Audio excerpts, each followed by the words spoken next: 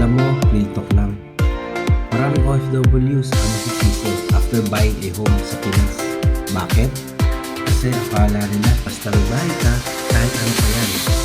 Assured mo magiging comfortable ang buhay mo. Nakakalungkot lang na maghihirap ka na ilang taon, titiisin mo ang gutom at pagod para lang makapag-ipon para sa bahay na bibilhin mo. Tapos pagdating mo doon, marirealize mo na sayang ang pinaghirapan mo. Dahil yung inaasahan mo magdadala ng comfort sa buhay mo, ay stress pala ang gagawin sa'yo. Kaya kung bibili ka, go for something na transparent and reliable.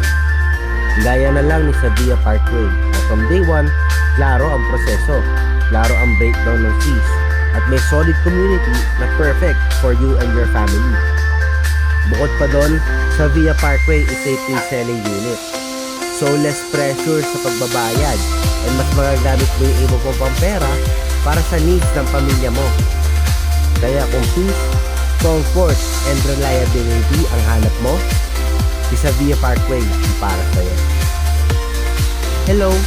Just like and subscribe para notified sa further videos sa Via Parkway.